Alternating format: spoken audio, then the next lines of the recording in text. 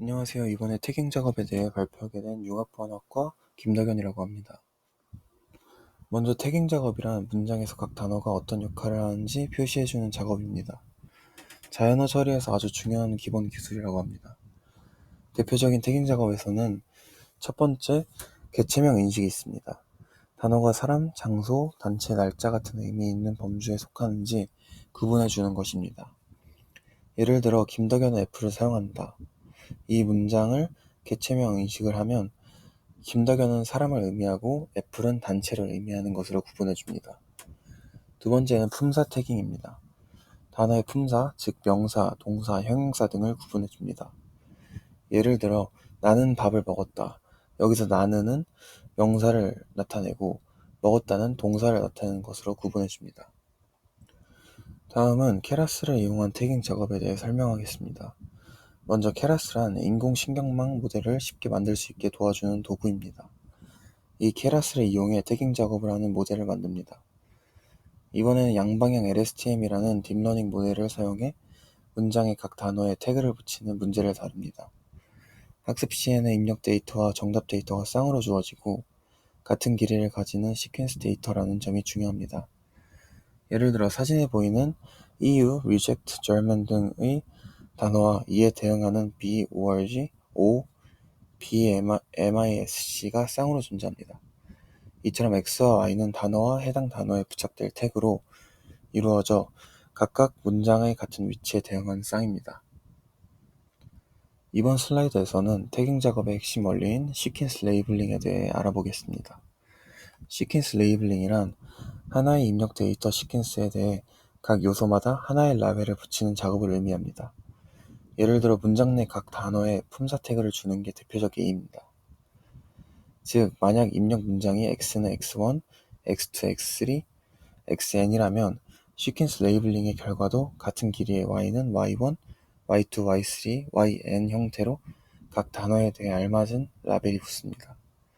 품사 태깅, 개체명 인식 등 다양한 태깅 작업 모두 시퀀스 레이블링으로 분류됩니다. 예시를 들어보면 입력 문장에는 이것, 은, 예문입니다. 이렇게 나누면 출력 라벨에서는 명사, 조사, 명사, 조사 이렇게 출력이 됩니다. 각 단어가 레이블 시퀀스의 하나하나의 요소에 대응되며 이를 기반으로 모델은 단어의 역할이나 의미를 판단합니다. 이처럼 시퀀스 레이블링은 단어들의 순서와 연속성을 고려하면서 동시에 각 단어별 특성을 파악해 레이블을 결정하는 기술입니다. 시퀀스 레이블링에서 가장 중요한 점은 우리가 입력한 시퀀스 각 요소마다 하나씩 대응하는 출력을 예측해야 한다는 것입니다. 즉, 각 단어에 대해 그 단어의 라벨을 순서대로 하나씩 붙여야 합니다. 이럴 때 쓰는 모델 구조를 매니-투-매니, 다대다 구조라고 합니다. 특히 LSTM에서 이 구조를 구현할 때는 예측 결과를 각 시점에 출력하게 만드는 옵션인 return sequence는 true를 반드시 설정해야 합니다. 이를 통해 모델은 전체 문장에 대한 은닉 상태를 시퀀스 형태로 모두 내보내며 단어별 태깅 결과를 정확하게 만들어냅니다. 다대일과 다대다 중 다대다를 사용한 이유를 말씀드리겠습니다. 다대일 구조는 여러 시점의 입력을 하나의 출력으로 요약하는 형태입니다. 다대다 구조는 입력 시퀀스 각 단계마다 출력이 대응하는 형태입니다. 그림에서 보듯 다대일 구조는 마지막 시점 출력을 기준으로 결과를 내지만 다대다 구조는 모든 시점에서 결과가 출력되어 각각 태깅이 가능합니다. 이러한 이유 때문에 품사 태깅을 할 때는 다대다 구조를 사용합니다. 양방향 LSTM을 이용한 품사 태깅에 대해 설명하겠습니다. I like book과 I book a ticket 이라는 두 문장에서 book의 의미가 어떻게 다른지 아시나요? 첫 번째 문장에서의 book은 책이라는 명사이고 두 번째 문장에서의 book은 예약하다라는 동사입니다. 이처럼 단어의 품사는 문맥에 따라 달라지며 컴퓨터가 문장을 정확히 이해하려면 이 품사를 알아내는 것이 매우 중요합니다. 바로 이 작업을 품사 태깅이라고 부릅니다. 각 단어가 문장에서 어떤 문법적 역할을 하는지 꼬리표를 붙여주는 자연어 처리의 핵심 기술 중 하나입니다. 기존에는 규칙 기반이나 통계적인 방법으로 품사 태깅을 했지만 지금 보여준 방법은 더욱 발전된 양방향 LSTM이라는 딥러닝 모델을 이용해 이 문제를 해결하는 과정을 보여드리고자 합니다. 양방향 LSTM은 단어의 의미를 파악할 때 단어의 앞과 뒤에 나오는 정보를 모두 활용하기 때문에 문맥을 훨씬 더 정확하게 이해할 수 있는 강력한 모델입니다. 지금부터 양방향 LSTM을 직접 구현하여 얼마나 효과적으로 품사를 예측하는지 전 과정을 보여드리겠습니다. 먼저 모델을 학습시키려면 데이터가 필요합니다. 이 데이터는 컴퓨터가 이해할 수 있는 형태로 잘 다듬어져 있어야 합니다. 이 과정을 데이터 전처리라고 합니다. 첫 번째 단계는 이 데이터에서 문제와 정답을 분리하는 것입니다. 컴퓨터에게 peer라는 단어를 보여주고 NNP라고 생각을 해야 되기 때문입니다. 이때는 파이썬에서 집 함수가 바로 이 역할을 수행합니다. 하지만 컴퓨터는 peer 같은 글자를 직접 이해하지 못합니다. 오직 숫자만 이해하기 때문입니다. 그래서 두 번째 단계에서는 모든 단어와 품사에 고유한 번호를 붙여주는 정수 인코딩을 진행합니다. 예를 들어 peer는 5601번, NNP는 3번처럼 숫자로 바꿔주는 것입니다. 마지막으로 문장마다 길이가 제각각이면 모델이 학습하기 어렵습니다. 그래서 모든 문장의 길이를 150이라는 하나의 기준으로 통일해주는 패딩 작업을 거칩니다. 짧은 문장은 뒤에 0을 붙여 길이를 맞추고 너무 긴 문장은 잘라냅니다.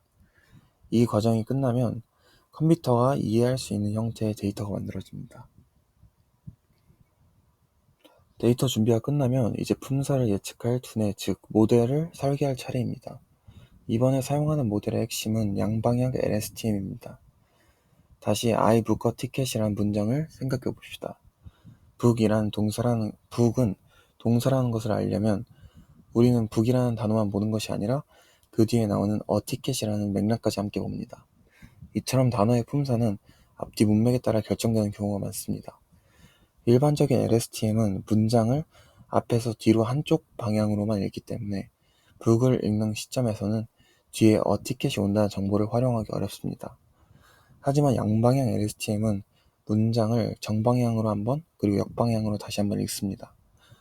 이렇게 양쪽으로 정보를 모두 종합하기 때문에 특정 단어의 품사를 예측할 때 훨씬 더 정확하게 판단을 내릴 수 있습니다. 이거를 구현해보면 총 5개의 층으로 구성됩니다. 일단 단어를 넣고, 두 번째 인베딩 층입니다. 단순히 숫자가 아닌 단어의 의미를 담고 있는 풍부한 정보의 벡터로 변환해주는 역할을 합니다. 세 번째, 바로 핵심인 양방향 LSTM 층입니다. 이 층에서 문장 전체의 앞뒤 문맥을 종합적으로 학습합니다. 네 번째, Time Distributed Dense 층입니다. 이 층은 문장 속 각 단어의 위치마다 학습된 문맥 정보를 바탕으로 이 단어는 NNP1 확률이 80%, VB1 확률이 10%등 각각 모든 품사에 대한 확률을 계산하고 가장 높은 확률의 품사를 최종 예측 결과로 내놓습니다. 품사를 예측하는 것이 다대다 문제이기 때문에 타임 디스트리뷰티드 층을 사용합니다. 그리고 마지막에 예측된 품사를 출력합니다. 이제 직접 학습을 시키고 평가를 해볼 차례입니다. 학습은 우리가 만든 문제지 전체를 모델에게 풀어보게 하고 틀린 문제가 있으면 정답을 알려주며 스스로 패턴을 깨치게 하는 과정입니다. 이 전체 문제지를 한번 다 풀어보는 것을 1에포크라고 합니다. 이 과정을 총 7번 반복시켰습니다. 너무 적게 학습하면 제대로 배우지 못하고 너무 많이 학습하면 오히려 훈련 데이터에만 과적합되어 새로운 문제를 잘 풀지 못하게 될 수 있기 때문에 적절한 횟수를 찾는 것이 중요합니다.